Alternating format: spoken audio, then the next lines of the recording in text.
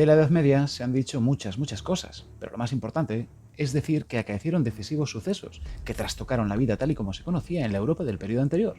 Me refiero al final de la Edad Antigua, me refiero al Imperio Romano. Las edades cambian cuando algo traumático o de tremenda importancia sucede, y muchos de esos sucesos sumamente importantes tienen siempre unos precedentes que propician su desenlace.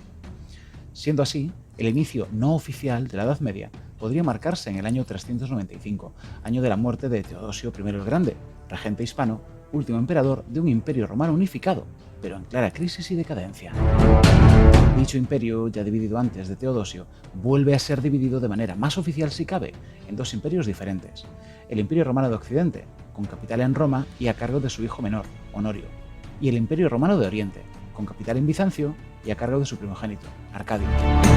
Ambos, Honorio y Arcadio, tenían 11 y 18 años respectivamente cuando heredaron ambos imperios, y durante su reinado no supieron lidiar con todo lo que tenían entre manos. Y aunque Arcadio nunca podría haber llegado a imaginarlo, el Imperio Romano de Oriente acabaría siendo conocido por el hombre de la edad contemporánea como Imperio Bizantino, y tendría dos edades de gran expansión y auge, una primera bajo el reinado de Justiniano, de los años 527 al 565, y una segunda con el liderazgo del Basileus Basilio II, del 976 al 1025. Basileus era, por cierto, el nombre griego que se le daba a los emperadores bizantinos. Tras aquella división del Imperio Único en el año 395, las fronteras de ambos imperios seguían siendo asoladas por pueblos extranjeros, pero con más contundencia en el Imperio Romano de Occidente. De este modo, pueblos germánicos como los jutos, los anglos, érulos, sajones, francos, suevos, vándalos, alanos, ostrogodos, visigodos, burgundios, lombardos, bávaros, turingios o alamanes atacaban las fronteras del Imperio Romano de Occidente, no con la intención de conquistarlo, sino con la clara intención de asolar sus tierras, quedándose con los botines de guerra que conseguían. Los pueblos germánicos sabían que, en condiciones normales, ninguno de ellos podría hacer frente a las legiones romanas a nivel individual, y las relaciones entre ellos mismos eran demasiado inestables como para plantearse una unión temporal siquiera, aunque aquel fuese un imperio débil.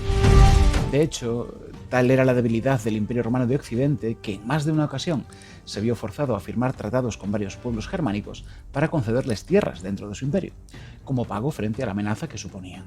Los francos, establecidos a orillas del río Rin entre los años 406 y 410, o los visigodos, establecidos en el año 418 al sur de la Galia, o incluso los suevos, estableciéndose en Gallaecia en el 411, entre otros. Dentro de toda esta situación de crisis económica, política y social que sí vivía en el Imperio Romano de Occidente, surgió una persona que cambiaría la historia. Su nombre era Odoacro, y su pueblo germánico, los érulos o tal vez los esquiros, aunque vivió la mayor parte de su vida bajo la ciudadanía romana, como soldado. Odoacro finalmente logró unificar a varios de los pueblos bárbaros que asolaban al imperio bajo un solo propósito, enfrentándose así a Rómulo Augusto, emperador de tan solo 15 años y llamado Augustulo por los que le criticaban, deponiéndolo del poder y encerrándolo para siempre en una cárcel en Nápoles. El Imperio Romano de Occidente había caído, y los pueblos bárbaros se despacharon a gusto con su presa, repartiéndose los territorios conquistados e incluso luchando entre ellos, retomando viejas rivalidades. Esta fecha, el año 476, es considerada a todas luces como la fecha del final de la Edad Antigua y el comienzo de la Edad Media, una edad que habría de durar 1016 años. A lo largo de todo ese tiempo habría 3 civilizaciones que coexistirían en un mismo marco geográfico, o así solemos explicarlo en segundo de la ESO, incluso lo llamamos a veces un mundo de 3 civilizaciones. Por un lado, el Imperio Romano de Oriente continúa existiendo con el nombre de Imperio Bizantino para nosotros.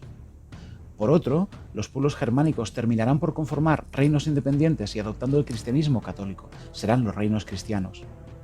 Y en tercer lugar, el Islam, que aparecerá en escena de improviso y se extenderá de manera frenética. Estas 3 civilizaciones coexistieron alrededor del mar Mediterráneo, alternando periodos de paz con momentos de cruentos enfrentamientos. En la Edad Media estudiaremos muchas cosas, como por ejemplo las épocas doradas del Imperio Romano de Oriente, al que a partir de ahora llamaremos Imperio Bizantino, o la aparición de una nueva religión, el Islam. También estudiaremos las cruzadas, donde cristianos y musulmanes lucharon por el control de Jerusalén y Tierra Santa.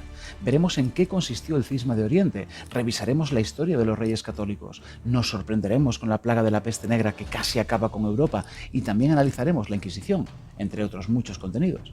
Pero eso lo iremos viendo paso a paso. Hemos hablado un poco por encima del inicio de la Edad Media. Vayamos ahora al final.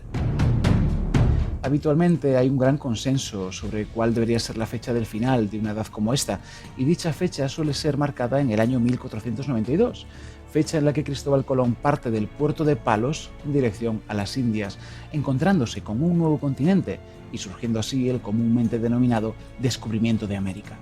Y sí, fue un importante suceso que cambió a la sociedad de aquel entonces. Pocas cosas más importantes hay que dicho momento histórico a la hora de hablar de cambiar el mundo. Pero también hay otras fechas que debemos visitar para entender el final de la Edad Media. Otra de ellas es el año 1453, año en el que Constantinopla, antiguamente llamada Bizancio y desde aquel día renombrada como Estambul, la capital del que había sido el gran y poderoso imperio bizantino, era finalmente conquistada por el imperio turco. Tenía que pasar.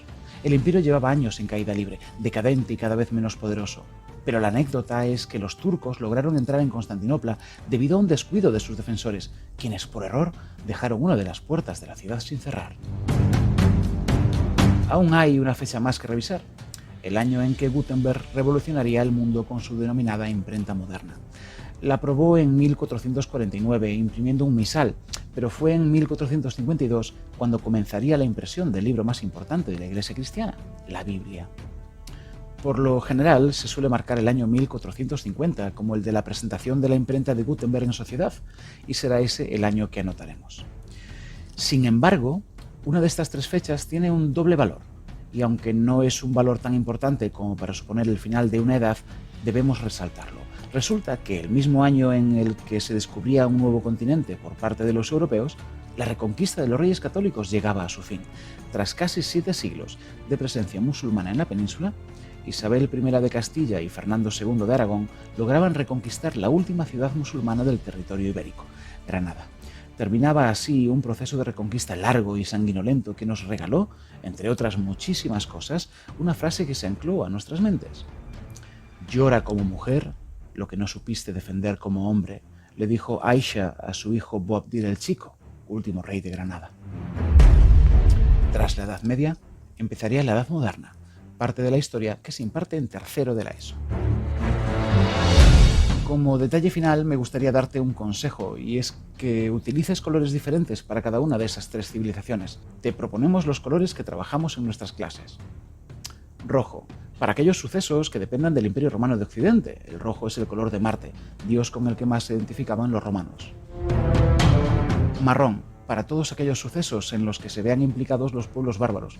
Es el color de la piel de los animales, lobos, osos. Azul, para los reinos cristianos, y lo que llevaron a cabo. Es el color del cielo y de sus ángeles. Verde, para el Islam y su evolución histórica. El verde es el color de la vegetación en medio del desierto, pues el oasis es la vida. Amarillo, para todo lo que haga referencia al Imperio Bizantino. Es el color del oro, la opulencia y el poder. De este modo, con estos colores, por ejemplo, la fecha de la batalla entre francos y visigodos en Bouil, en el año 507, la rodearíamos de marrón. Del mismo modo, el año 1492, el descubrimiento de América, estaría rodeado de azul. Del mismo modo, el año 622, la egira de Mahoma, de verde. Y el año 1184, la fundación de la Inquisición, de azul, etcétera, etcétera, etcétera. Cuando dos colores choquen, como por ejemplo en la Reconquista, la batalla de Navas de Tolosa del año 1212 estará rodeada de verde y de azul, musulmanes contra cristianos, así como el año 476 estaría rodeado de marrón y rojo, bárbaros contra romanos. Y para elementos externos como la peste negra, qué mejor que rodearlas de negro. Mediante este código de colores, en algún momento sacaremos un vídeo con una especie de línea temporal con las fechas más relevantes de la Edad Media, ordenadas en el tiempo. Seguro que le podrás sacar partido. ¿Nos vemos en próximos vídeos? ¿Sí? Pues genial. Nos vemos pronto.